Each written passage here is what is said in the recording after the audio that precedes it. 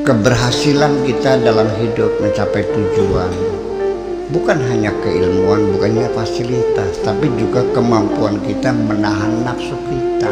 Ya, sebabnya kita tidak mencapai tujuan karena kita tergoda di tengah jalan. Melepaskan diri dari ketergantungan itu merupakan salah satu faktor yang paling penting supaya kita ada jaminan bisa mencapai apa yang kita tuju, apa yang kita. Sebagaimanapun dengan ketergantungan itu berarti kita tidak punya kemandirian.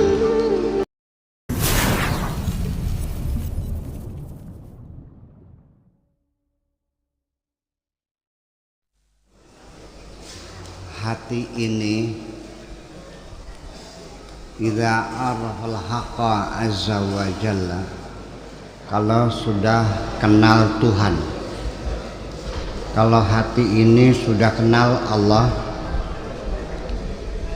wa ahabbahu, dan jatuh cinta kepada Allah. Apabila hati ini sudah kenal dan sampai sudah jatuh cinta,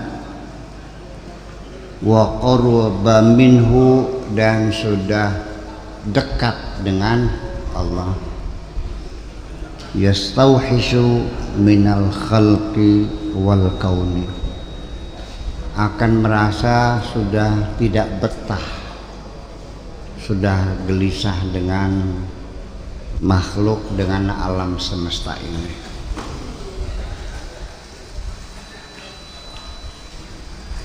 Yastauhishu min aklihi wa syurbihi wa libasihi wa nikahihi, sampai juga sudah tidak lagi merasakan nyaman baik makanannya, minumannya, pakaiannya, dan nikahnya juga. Jadi kebutuhan biologis seksual juga sudah tidak terlalu mendesak lah. Yastauhishu minal umran, dan juga tinggal di gedung-gedung mewah, di hotel berbintang 5 atau hotel bintang 7 barangkali kalau ada, ya sudah nggak betah. Wajahimu ala wajhi ilal khurabi, malah dia lebih merindukan di tempat-tempat yang sepi, di puing-puing, ya, di rumah-rumah yang kosong, yang sudah nggak ada orang. Lebih suka menyendiri. La yuqayyiduhu syai'un, tidak ada sesuatu pun yang mengikat dia.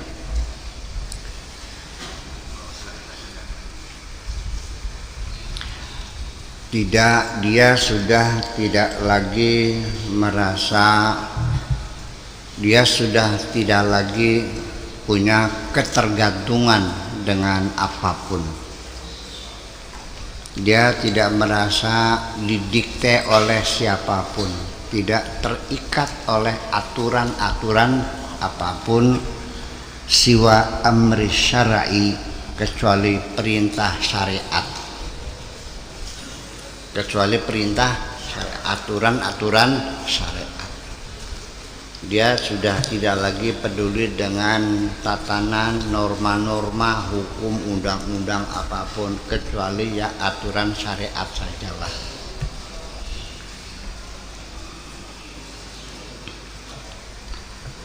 Yuqayyiduhu fil amri wan nahyi, dia akan terikat hanya untuk menjalani apa yang diperintah Allah, dan dia akan menjauhi apa yang dilarang oleh Allah. Wal fi'al, dan berbuat apa saja yang diperintah oleh Allah. Yuqayyiduhu ila awqati maji'il qadari, dia hanya terikat dengan waktu-waktu datangnya takdir saja. Dia hanya menunggu kapan datangnya takdir. Dia tidak melakukan untuk merubah takdir, untuk enggak. Ya silakan datang-datang saja. Allahumma la tada'na min yadi rahmatika, ya Allah, jangan sampai kami terlepas, ya, min yadi rahmatika, dari tangan rahmatmu.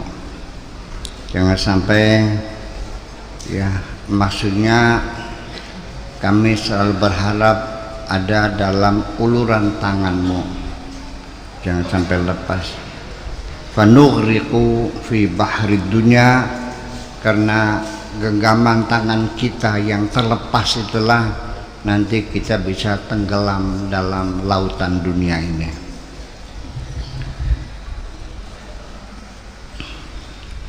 Wa bahril wujud, dan juga lautan wujud. Ya mani'al karami wal ara'i as-sabiqati adrikna, wahai zat yang bisa mencegah kedermawanan dan berbagai pendapat-pendapat yang lalu. Ini artinya bahwa yang bisa memberikan anugerah, yang bisa menghentikan anugerah hanya Allah saja. Itu maksudnya, kalau diterjemahkan seperti itu.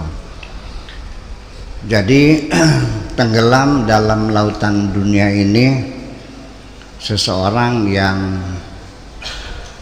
sudah terlalu lama mengikuti, memanjakan jasadnya, segala kebutuhan nafsunya dituruti, keinginan birahinya selalu dikabulkan. Pengen makan enak ya makan, pengen minum enak ya minum, pengen tidur yang kenyang ya tidur, semuanya dituruti sampai dia menjadi lemas badannya dan tidak berdaya.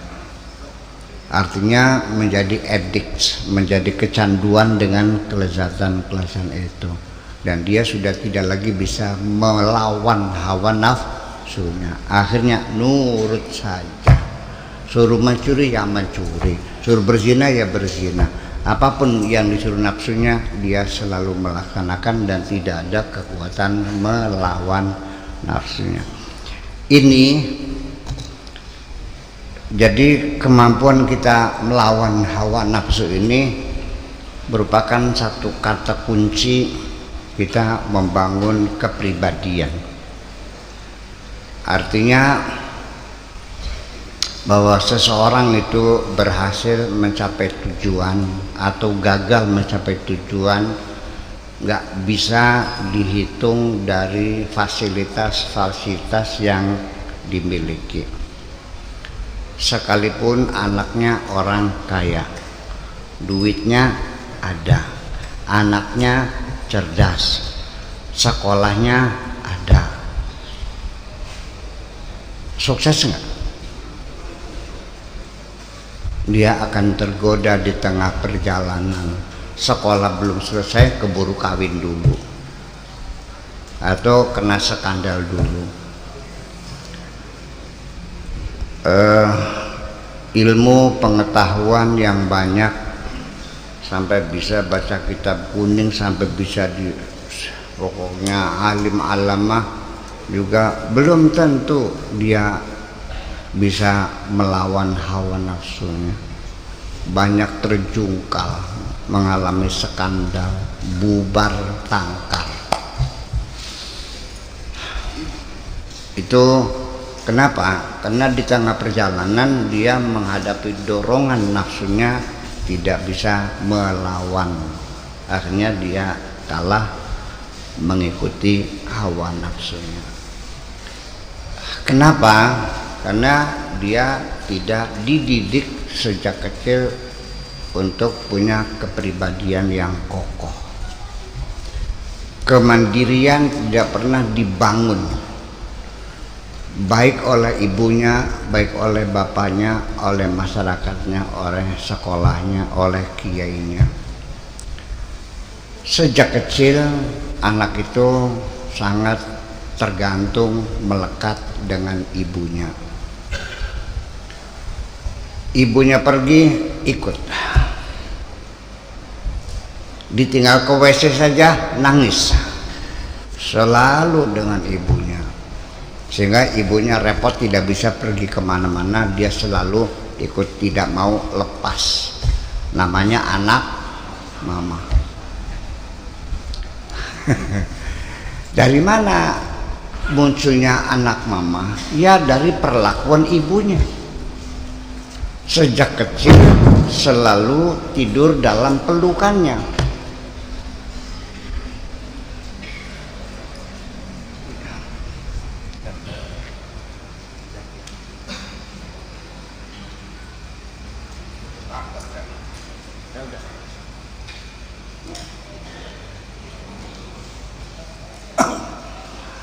Kata orang sini namanya turu dikeloni dalam pelukannya. Pagi, sore, siang, malam digendong-gendong, dikeloni. Sampai menyusui juga dengan tertidur. Sejak kecil sudah dibangun anak itu ketergantungan yang berlebihan dengan ibu. Ya kan? Bagaimana supaya anak itu jangan terlalu tergantung dengan ibu? Cobalah tolong sebarkan kepada teman-teman kita supaya anak kita ini bisa bangkit sendiri, bisa hidup sendiri mandirian. Karena ketergantungan itu merupakan hambatan yang luar biasa. Jangan dikira. Iya. Kadang-kadang anaknya yang tegar, ibunya yang nangis. Di pondok di sini, anaknya ketawa-ketawa, ibunya yang nangis.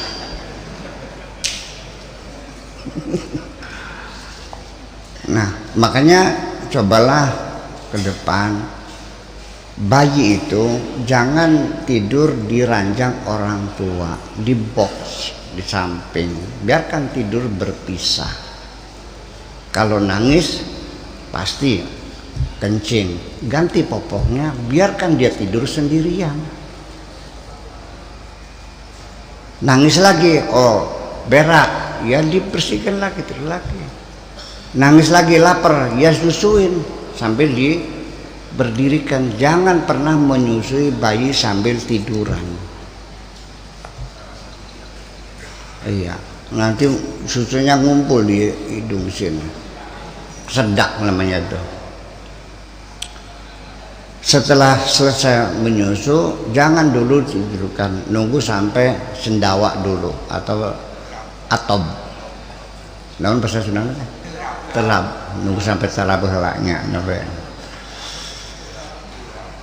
itu.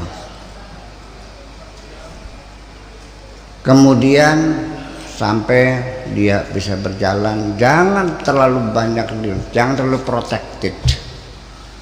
Ya, biarkan berjalan. Jatuh jamak lah, kecuali sangat berbahaya ya di dapur, lagi goreng ini jangan sampai narik wajan lagi minyaknya lagi mendidih, itu aja.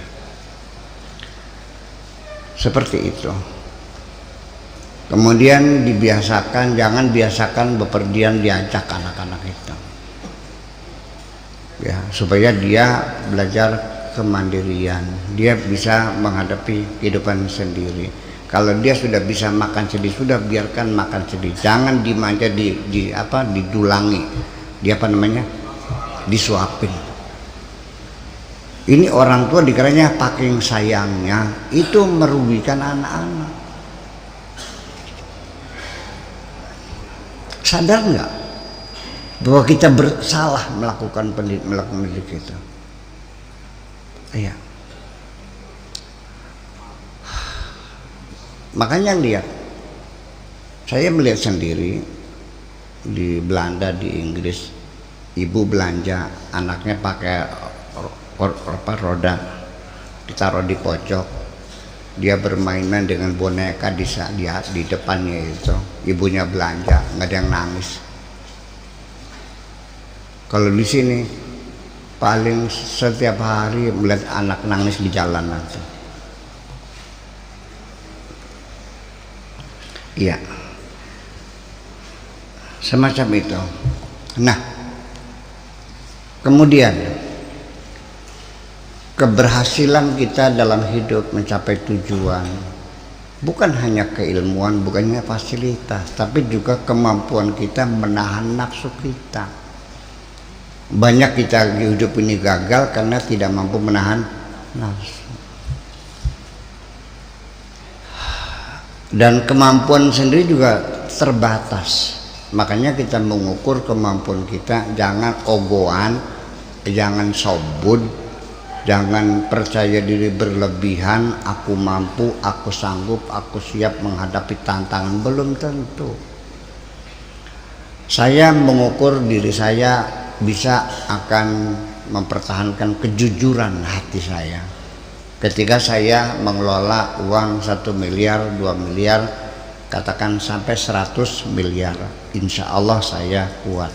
Tapi kalau 100 triliun saya nggak yakin kok. Betul nggak? Saya menghadapi godaan Carningkem, Darsingkem, Kartem, insya Allah saya bisa bertahan.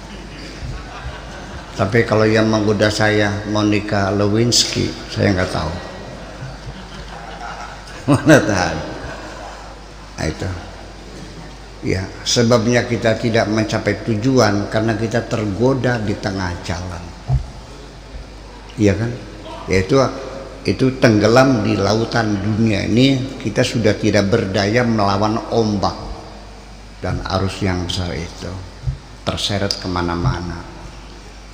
Nah, salah satu yang membuat kita ini menjadi punya kepribadian yang kokoh, kalau punya cita-cita itu kuat, tidak bisa dibelokkan, itu tidak semua orang begitu. Karena kita juga sejak kecil punya potensi yang berbeda. Nah,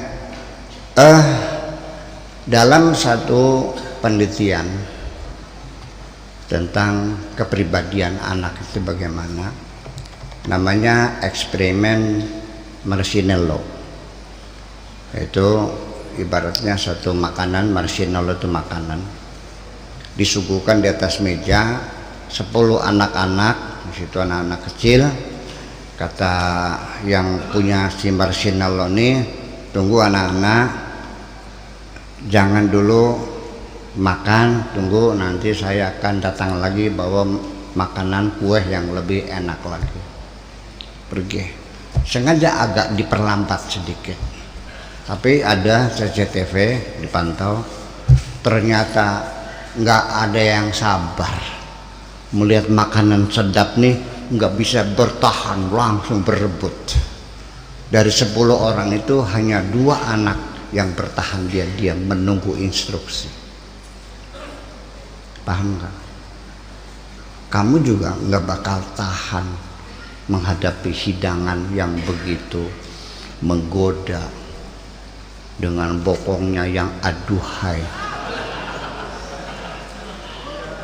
Percaya nggak? Terjadikah pertarungan dalam dirimu antara ingin menjaga kesetiaan dengan istrimu? Kenapa kalah?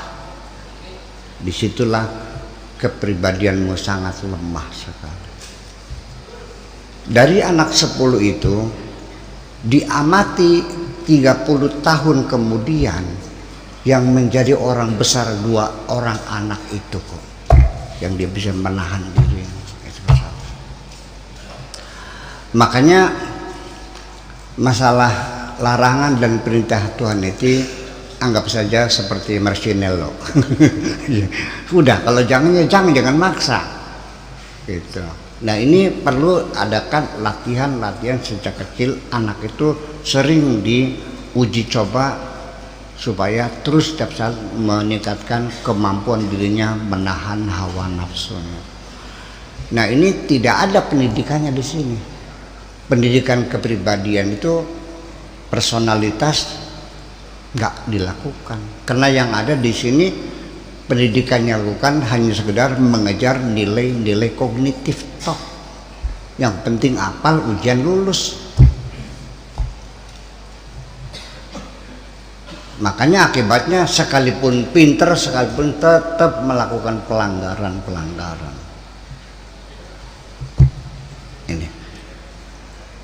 Ini intinya mah seperti itu yang kita baca ini. Jadi dia tidak terikat dengan apapun kecuali aturan-aturan Tuhan. Ya, kalau bilang jangan ya jangan, haram ya haram. Ini kan banyak, maksudnya kan bukan haram tapi halal. Halal. Iya, jadi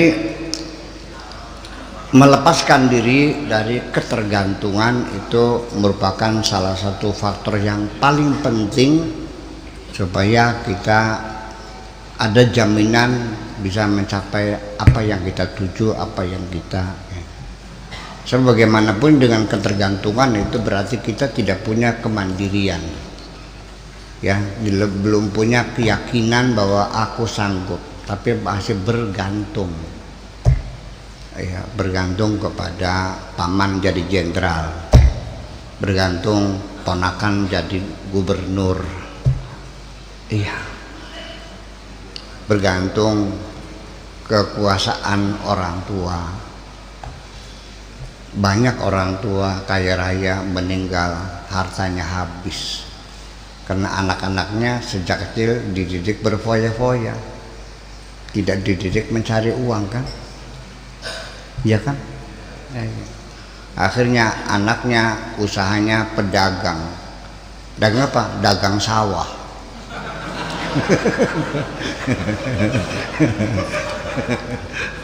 Dagang sawahnya orang tuanya kan? Ya.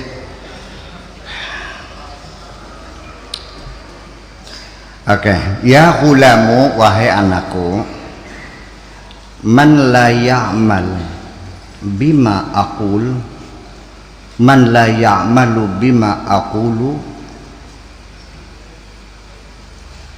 siapapun yang tidak mengamalkan apapun yang telah kukatakan,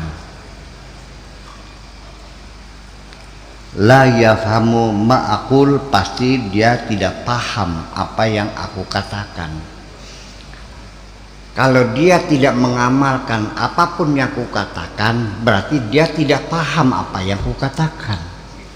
Jadi bukan hanya paham dalam pikiran, tapi tidak paham dalam bentuk perbuatan apa yang kukatakan kau lakukan. Iya.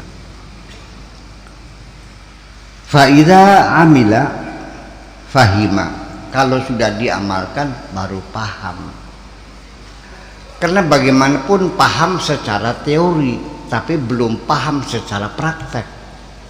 Pemahaman teori itu masih ngambang, baru mantep kalau pemahaman secara praktek. Anak SMK yang sekolah 3 tahun di jurusan otomotif dengan anak yang tidak sekolah kerja di bengkel 1 tahun, SMK 3 tahun, mana yang lebih pinter? Ilmu juga semua diamalkan, kalau enggak ya gimana? Sebatas teori, itu apal-apalan. Nah itu yang sekarang lagi dibahas, dibicarakan oleh Nadiem Makarim, bahwa ke depan pendidikan kita tidak lagi mengandalkan hafalan-hafalan itu. Saya setuju. Dan pendidikan sekarang harus dimerdekakan. Nih. Dan guru, ini saya menerangkan teori Nadiem Makarim, tapi saya nggak pernah diminta ya, nggak apa-apa dah ya. Iya, guru penggerak. Ya, jadi pendidikan harus ada kesetaraan. Jangan seperti majikan dengan bujang. Yang apa kata guru harus dituruti, harus ada interaksi antara guru, ada kesetaraan. Guru membimbing, bukan atasan. Ya, dan ada kemesraan, ada hubungan, saling paham, saling menghormati. Ya, yang sudah ya sudah, nasib saya juga. Kalau salah baca dipukul lagi, salah dipukul lagi, udah capek dipukulnya. Bukan tambah pintar, tambah goblok. Karena sebagian gagap kan. Ya iya. Tidak konsentrasi. Itu. Jadi yang penting adalah prakteknya, amalnya. Itu. Idza lam tuhsin adzanna bi, apabila engkau tidak berbaik sangka kepadaku, la tu'minu bima aqulu, kamu tidak akan percaya apapun yang aku katakan, wala ta'malu bihi kaifa tafhamu, ya, dan juga tidak akan kamu percayai dan tidak akan kamu amalkan. Bagaimana kamu bisa paham? Ini artinya bahwa hubungan antara mursyid dengan murid itu harus dibangun berdasarkan praduga baik. Artinya sang murid mempercayai guru, bahwa gurunya itu layak menjadi seorang guru, dan gurunya berilmu, dan guru itu mampu mendidik saya. Bagaimana bisa seorang murid meminta ilmu dari seseorang yang dia tidak yakin bahwa itu layak atau tidak menjadi guru?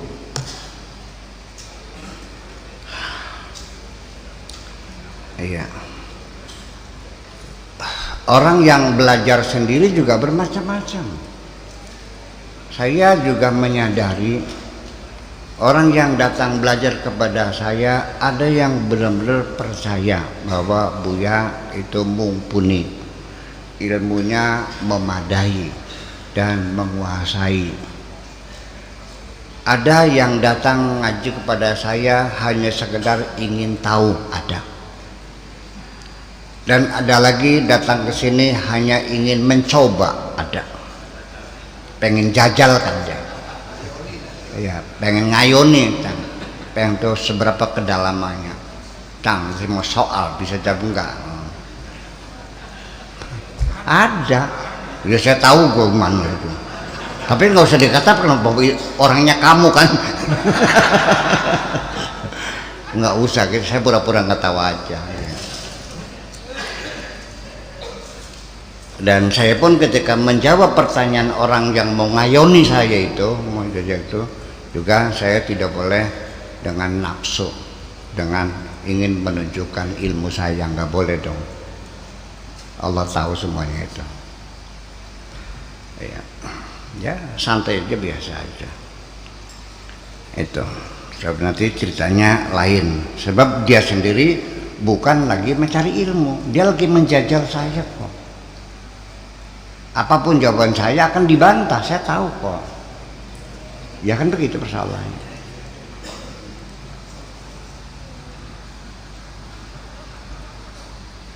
Ya. Anta ja'un, kamu lapar. Artinya seorang murid itu ibaratnya orang yang lagi lapar, pengen makan, lapar otaknya, pengen mendapat santapan rohaninya, ya kan gitu. Taqifu bihidai, kamu hanya duduk bersimpuh di depanku. Wala ta'kulu min ta'ami, makanan yang kuhidangkan tidak kamu makan, duduk aja, diem aja. Silahkan mangga nggih suwun, enggak dimakan-makan. Kaifa tasba'u, bagaimana kamu kenyang? Yang lucu lagi, makanan yang ku berikan belum kamu makan, kamu minta lagi, bagaimana saya mau ngasih? Ilmu juga baru bisa ditambah kalau ilmu itu sudah diamalkan. Makanan itu saya kasih makan aja dulu. Kalau kurang silakan minta lagi. Yang belum dimakan belum wajib minta lagi, gimana lagi? Makanya ilmu itu Allah akan berikan kepada orang yang sudah diamalkan, ditambah lagi. Sebab mengamalkan ilmu itu menghasilkan ilmu baru. Dalam menyusun premis-premis itu, kita hanya mudah mendapatkan punya dua premis. A sama dengan B, B sama dengan C. Ketika dua premis itu digabungkan, kita mendapat premis ketiga, yaitu A sama dengan C. Ya, itu logika seperti itu.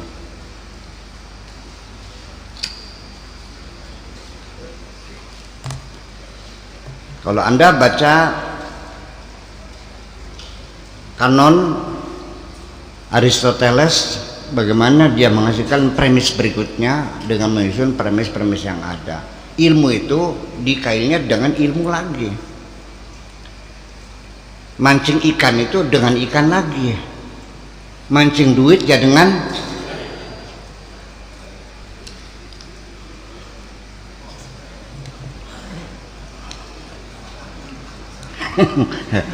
sengaja diterangkan biar paham.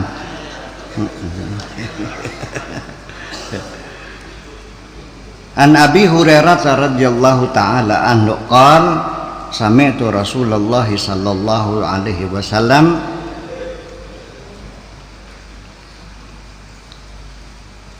man marida laidatan wahidatan, barang siapa yang jatuh sakit dalam semalam,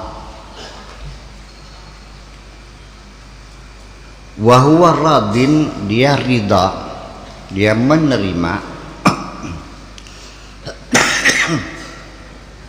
anillahi, menerima apapun yang telah ditentukan oleh Allah. Maksudnya ya udah, wayahna sakit ya udah sakit. Saya juga udah lama nggak sakit-sakit kok, ya wajar lah kan gitu. Itu tidak akan menimbulkan penderitaan. Sebabnya kamu semakin menderita ketika jatuh sakit, engkau mempertanyakan, kenapa aku harus jatuh sakit? Di situ kamu mulai sakit. Siapa penyebabnya ini? Ini gara-gara pembantu kurang bersih mencuci sayurannya. Jadi saya kena diare begini. Yang disalahkan siapa?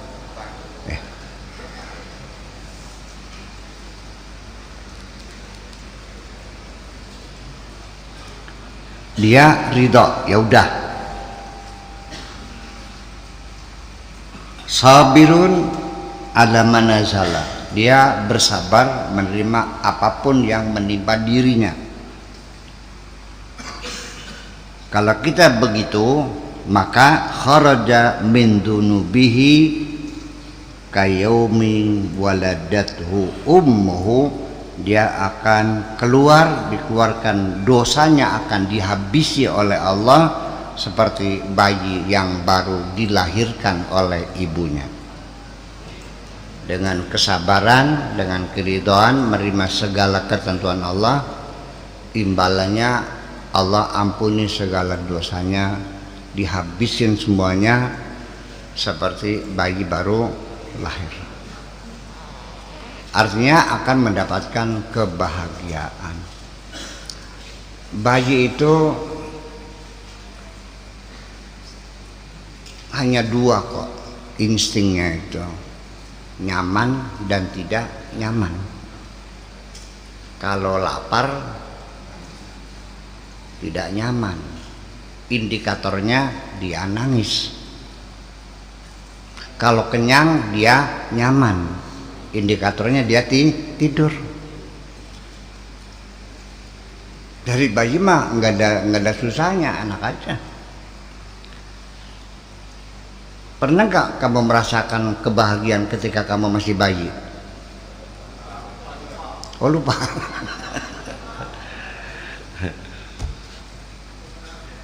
Bika la yaji'u syai'un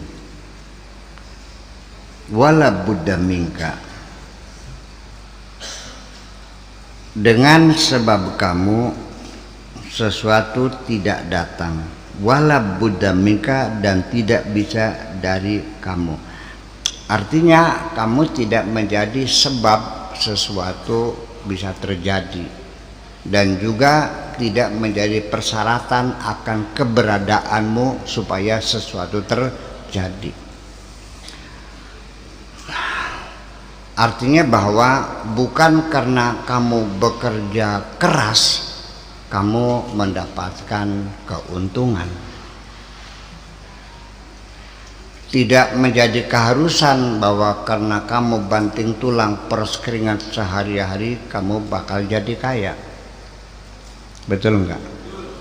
Dan juga tidak mesti orang yang santai-santai lalu dia hidupnya miskin. Semuanya Allah yang menentukan.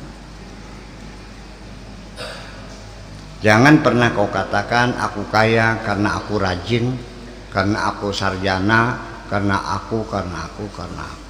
Bukan sebab dirimu. Engkau bukan menjadi sabab.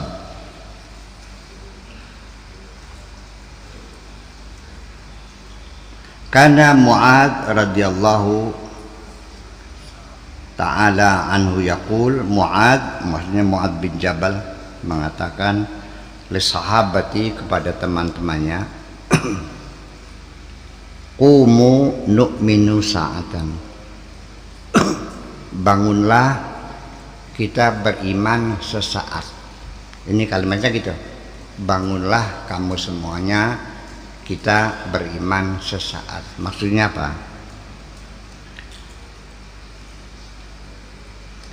Ai qumu, bangunlah, zuku, rasailah, saatan, sesaat. Bangunlah dan rasakan sesaat. Qumu, bangunlah, udkhulu al-baba saatan, artinya bangunlah, silakan masuk ke dalam pintu sesaat.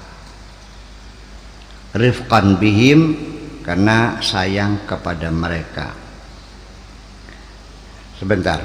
Kana yusiru ilal ittila ala asya ghamidah, ala asya'in ghamidatin. Dia sambil mengatakan kumun minusatan, sambil tangannya mengisyaratkan, menunjuk-nunjuk kepada sesuatu yang masih ghamid, masih samar-samar, dengan membuatkan isyarat-isyarat tangannya yang tidak dipahami orang. Yusiru ilan nazar bi'ainil yakin, dia mengisyaratkan kemampuan melihat dengan mata keyakinan, mengisyaratkan kepada kemampuan untuk melihat dengan mata keyakinan, bukan dengan mata kepala tapi mata keyakinan, bukan dengan mata hati tapi dengan mata keyakinan hati. Laisa kullu muslimin mu'minan, tidak semua orang muslim itu mukmin. Boleh saja orang mengatakan aku muslim, boleh, tapi belum tentu Anda beriman. Iman dan Islam dua hal yang berbeda. Yang lahir terlihat mata itu Islammu, sholatmu, puasamu, sujudnya itu. Tapi iman adalah urusan hatimu. Belum tentu orang yang sholatnya rajin, keimanannya tinggi. Wala kullu mu'minin muqinan, dan orang yang beriman itu juga belum tentu dia yakin. Baru tingkatan iman, belum tingkatan yakin. Di dalam surat Al-Baqarah, alladzina yu'minuna bil ghaibi, tapi di akhirnya wabil akhiratihum yuqinun. Artinya kalau yakin itu artinya tadi saya ngobrol dengan Pak Didik. Jadi seorang hakim itu bisa saja mengambil keputusan dengan bukti-bukti yang dikumpulkan, tetapi ada dua macam. Ada bukti-bukti langsung, namanya direct evidence. Itu sangat kokoh sekali. Artinya kalau CCTV itu terlihat Jessica menaruh sesuatu di gelasnya Mirna, masih ingat nggak? Nah, itu sudah direct evidence, itu sudah tingkat yakin namanya. Tetapi kasus Jessica itu divonis dihukum itu tidak menggunakan direct evidence, iya, tapi circumstances evidence. Ya, bukti-bukti hasil analisa dari penafsiran bukti-bukti yang ada di sekitarnya. Nah, jadi kalau berdasarkan dalil-dalil penunjang itu namanya baru berdasarkan dalil. Berdasarkan indikator itu tingkatnya iman. Tapi kalau melihat sendiri itu namanya ya yakin. Seorang tamu nanya kepada santri, buyanya ada? Nang, ada. Bu silakan. Bu lagi istirahat, sok masuk aja dulu. Ditunggu dari pagi sampai sore. Marah nggak tamunya? Gimana sih? Saya datang, dia berkata, ya Allah Pak Kiai, nunggu dari pagi, kata santrinya ada istirahat. Si anak tadi saya panggil, saya nanya, kenapa kamu mengatakan saya di dalam? Soalnya sendalnya ada, mobilnya ada. Itu juga satu dalil, jangan yang ditolak, satu dalil. Karena dia mengamati saya sehari-hari, saya pergi nyetir mobil sendiri. Apa mobilnya waktu itu? Carry ya, untuk carry. Mobilnya ada, sendalnya ada. Itu bisa dipertanggungjawabkan berdasarkan dalil, ya kan? Ternyata saya hari itu ngajinya di Pemda, menghormati tempat yang terhormat Pemda itu, maka saya pakai sepatu dan juga dijemput. Jadi tidak pakai mobil, tidak pakai sendal. Oke. Tetapi ketika orang itu bertanya kepada istri saya, Bu, bunya ada. Buktinya mana? Nyong tersekalon karo kita aja sirman. Baru berpelukan sama saya masih nggak percaya, ya kan? Nah, kalau sudah melihat langsung namanya ya yakin. Nah, kalau melihatnya dengan mata itu namanya ainul yakin. Paham nggak? Kalau sampai luar dalam sesungguhnya, sampai luar biasa kan gitu, sampai bayang-bayangnya semuanya, sampai aromanya atau semuanya, itu namanya hakul yakin kan Pak. Nah, kalau Islam mah ya sekedar seremoni, Anda melakukan seremoni udah Islam, sadar, sholat, zakat, puasa, selesai kan gitu. Iman belum? Ya belum tentu. Yakin nggak? Apalagi kan gitu. Itu adalah seorang namanya Mu'adz bin Jabal yang mengatakan qumu nu'minu sa'atan. Walihada lamma qala sahabatu radhiyallahu anhum lin nabi, oleh karena itulah maka ketika para sahabat mengadu kepada Nabi sallallahu taala alaihi wasallam, anna Mu'adzan yaqulu lana qumu nu'minu sa'atan, ketika sahabat mengatakan kepada Nabi bahwa Mu'adz mengatakan kepada kami, qumu nu'minu sa'atan. Mereka bertanya, alasna mu'minin? Mereka mengatakan, bukankah kami sudah beriman? Faqala, Nabi mengatakan, da'u Mu'adzan wa sya'nu. Udahlah, nggak usah mikirin Mu'adz lah. Maksudnya apa? Udah nggak usah mikirin dia, udah. Mau dipegel bae silaneku. Itu. Artinya bahwa ya memang Mu'adz sedang dalam keadaan jagab lah seperti itu.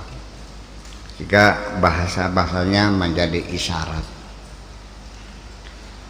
Ini diduga jagab-jagab ini menjadi hal yang lucu-lucu sesungguhnya.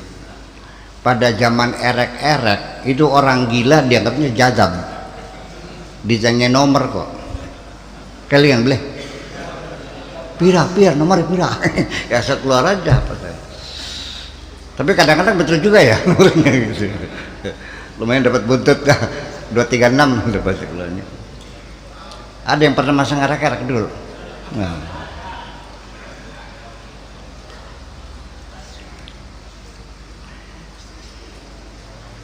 Ya abdan nafsihi, wahai hamba nafsu. Hamba nafsunya. Hamba nafsu itu orang yang menghambanya bukan kepada Tuhan, tapi menghambanya kepada nafsunya sendiri. Abdan nafsi. Maksudnya menghamba itu artinya kalau disuruh Allah ngelawan aja, kalau disuruh nafsunya nurut saja. Kalau nurut saja itu adalah Tuhanmu. Yang apa saja dituruti itu adalah Tuhanmu. Kalau nuruti nafsu berarti Tuhanmu siapa? Iya. Wahawahu, dan hamba hawanya. Wa tab'ihi, dan hamba wataknya. Wa syaitanihi, dan hamba setannya. Dia nuruti setannya aja. Wa dunyahu, dan hamba dunianya. Semua yang dilakukan hanya untuk menuruti keinginan-keinginan menghimpun dunia. Jam 3 malam berangkat ke sawah, hujan pun berangkat. Tetapi ketika suara orang azan, malesnya bukan main. Berarti dia lebih menuruti perintah hawa nafsunya untuk mencari dunia. Itu aja kok. Dan itu terjadi sehari-hari. Gitu.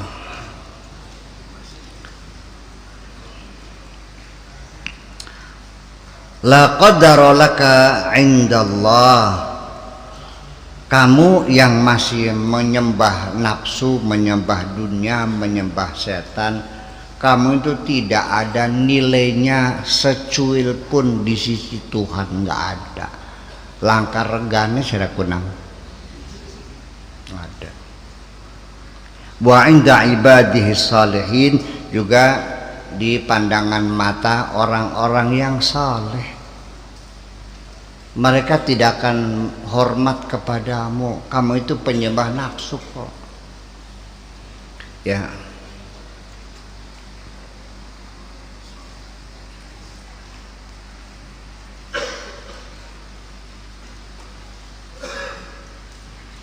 Man ya'budul akhirata la altafitu ilaih, termasuk juga orang yang menyembah akhirat, juga tidak pernah ditoleh kok, nggak dilirik, semboyong saja. Ternyata dia bertujuan pengen masuk sorga, berarti dia penyembah sorga.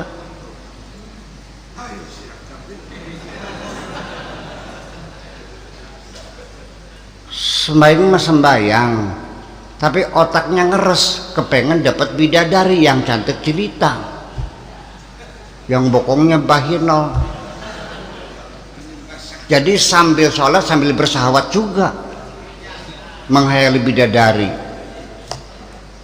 Bener gitu tuh. Apa hubungannya ibadahmu dengan seksual? Nah,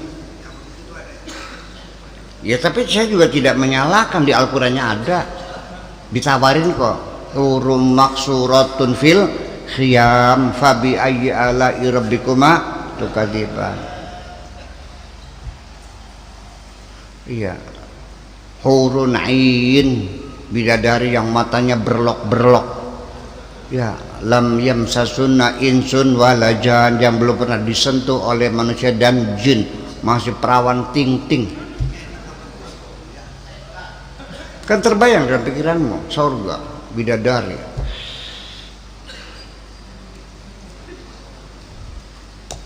Terus mana? Engkau merindukan bidadari, tidak merindukan Tuhan kok.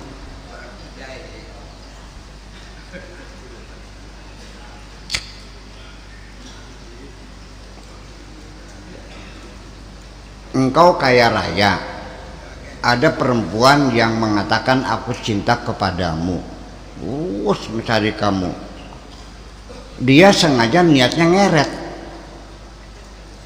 Ada nggak perempuan ngeret? Ya ngeret pangeran sih Rek. Iya. Ya, cinta palsu namanya itu mah.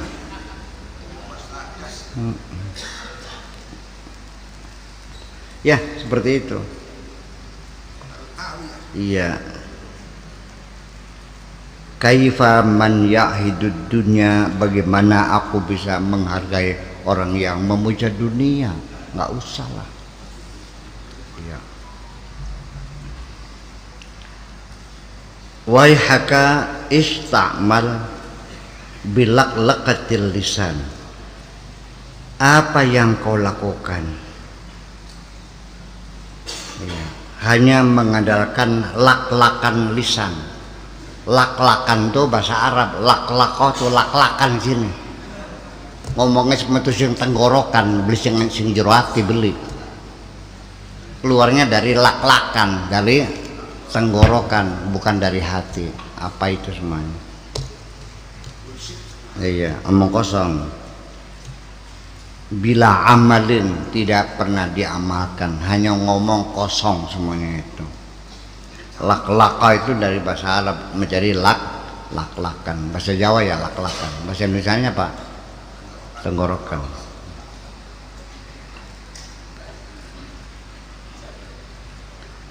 Anta takdzibu, kamu berbohong. Wa indaka annaka tasduqu, dan engkau juga mengklaim bahwa kamu itu jujur. Tusriku, tapi juga kamu musyrik. Wa indaka annaka tuwahidu, dan kamu mengakunya kamu mengesahkan Tuhan. Ya, wa ta'taqidu sihhata ma'aka, dan kamu meyakini kamu betul benar apa yang ada pada dirimu.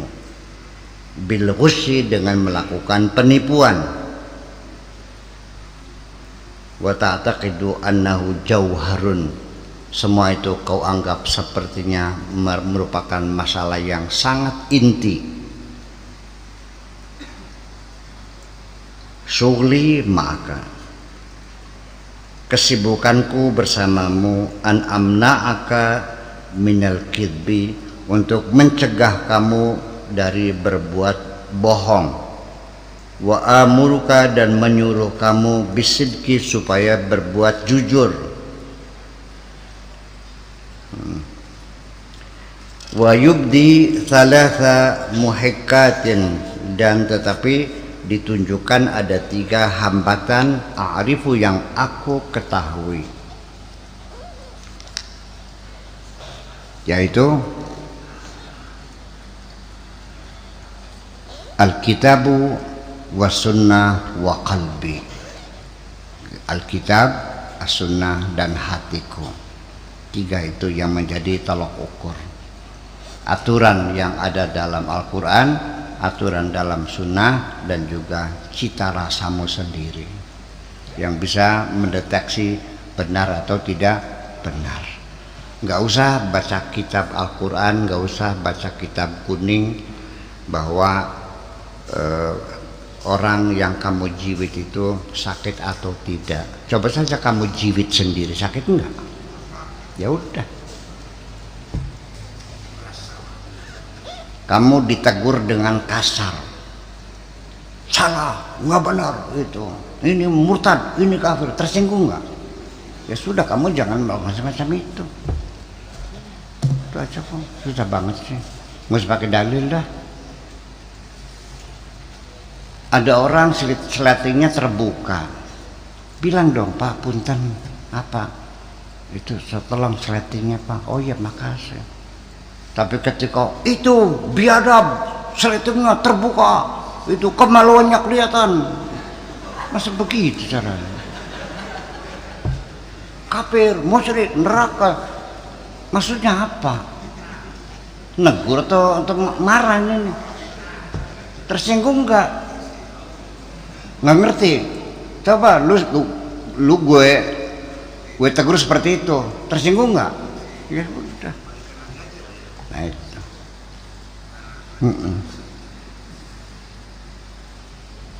Ya, al-muhiqqul akhir yatabayyanu fihi al-asbah. Jadi satu tolak ukur terakhir akhirnya akan dapat dibuktikan dengan fisik, ini semuanya kelihatan. La yablughul qalbu ila hadzal manzilah hatta yatahaqqaqa lahu al-amal bil kitabi was sunnah. Hati tidak akan mencapai tingkatan ini sampai dia mampu mengamalkan, merealisasikan dengan perbuatan yang berdasarkan Alkitab dan As-Sunnah. Al-amal bil ilmi tajul ilmi. Amal berdasarkan ilmu adalah tajul ilmi, mahkota keilmuan. Artinya punya ilmu tingkat tinggi, artinya betul-betul bukan paradigma biasa tapi paradigma eksperimentalis. Artinya sudah diuji berulang-ulang dengan hasil yang sama. Kalau sesuatu sudah diuji berulang hasilnya sama, jangan pernah menguji sesuatu yang sudah hasilnya sama berharap akan menghasilkan yang berbeda. Udah pasti itu mah. Nah, itu tajul ilmi. Al-amal bil ilmi nurul ilmi. Amal berdasarkan ilmu adalah nurul ilmi, cahaya ilmu. Makanya fa innal ilma nurun min ilahi wa nurullahi la yu'ta li'asi. Safa'us safa, sangat-sangat jernih. Jauharul jauhar, intinya inti. Lubbul lubbi, ya intinya inti sama, ya. Al-amalu bila ilmi yusahihul qalba. Beramal berdasarkan keilmuan itu akan bisa membetulkan hati, wa yutahiru, dan akan membersihkan hati, membetulkan dan membersihkan hati. Fa idza sahal qalbu sahhatil jawari. Kalau hatinya sudah sehat, baik, maka anggota tubuh kita juga akan menjadi baik. Idza taharal qalbu taharatul jawari. Kalau hati kita suci, maka anggota badan kita juga menjadi suci. Min sihati sirri, berupa kesehatan sir, alladzi bainal adami wa baina rabbih azza wa jalla. Idza tahara qalbu taharatil jawarih. Idza khala'a alaihi khalaqa anil jannati. Kalau dia membuka hatinya, artinya melepaskan hatinya, maka juga akan dilepaskan dari sorga.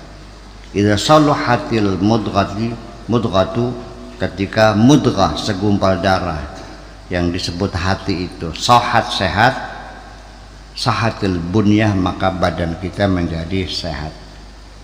Wal qalbu, sehatul qalbi min sehati sirri, kesehatan hati itu adalah kesehatan sir. Ini dari hadis Nabi, ala inna fil jasadi mudghatan idza saluhat saluhal jasadu kulluh wa idza fasadat fasadal jasadul kulluh ala wahyal al qalbu. Itu hadisnya itu. Kenapa semuanya? Kesehatan hati itu adalah berupa sehatus sir, kesehatan sir. Sir itu namanya palung hati. Alladzi bainal adami wa baina rabbih, yaitu yang menghubungkan antara adami dengan Tuhannya. Asiru ta'irun, sir itu adalah ibaratnya seperti burung. Wal qalbu qafasuhu, hati itu adalah sangkarnya. Wal qalbu ta'irun, hati itu adalah burung. Wal bunyatu, dan raga kita ini qafasuhu, adalah sangkarnya. Sir berada di dalam sangkarnya, namanya hati. Hati itu juga burung, ada di dalam sangkarnya, itu badan kita ini. Wal bunyatu ta'irun, dan badan kita juga seperti burung. Wal qabru qafasuha, kuburan itulah sangkarnya jasad kita ini. Wahwa qafasul qalbi, itulah sangkar hati, alladzi la budda lahum, yang tidak bisa dihindari, minad dukhuli ilahi, pasti kapan-kapan kamu akan masuk kuburan juga, akan kembali ke sangkarnya, masuk di sangkar, mancing kandang maning, dipendem di jero. Kapan? Terserah. Hari ini boleh, besok silahkan. Setahun lagi nggak apa-apa. Dan jangan pengen tahu. Yang penting siap-siap saja itu. Ya. Sebab kalau kamu tahu juga sangat sengsara kamu. Orang kalau tahu mati seneng nggak? Iya, begitu dokter memutuskan, Pak, udah pulang sajalah. Eman-eman duit, dirawat juga nggak bakal sembuh. Karena ini sudah stadium 4, dioperasi juga apanya, sudah sekujur tubuh. Jadi gimana, pulang aja. Paling tahan juga ada bulan lagi. Begitu pulang, mukanya pucat pasik. Putih mukanya, pucat, nggak ada darahnya. Nah kalau dia sudah divonis mati, melihat uang setumpuk, seneng nggak? Lihat berlian sekandek, seneng nggak? Melihat istri cantik, bernafsu nggak? Meriang, malah meriang, ngerti meriang? Meremang. Ada cah, kadang dikawin wong maning gini. Iya. Takut nanti aku mati akan ada yang ngawin lagi. Udah nggak usah kau pikirin istri mau kawin lagi atau tidak. Tetapi ketika seorang suami meninggal, istrinya sendirian masih muda, akan ada orang yang menasihati, yang menusa obatnya, yang menu.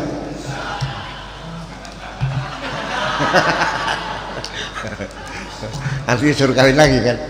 Nah, iya. Oke.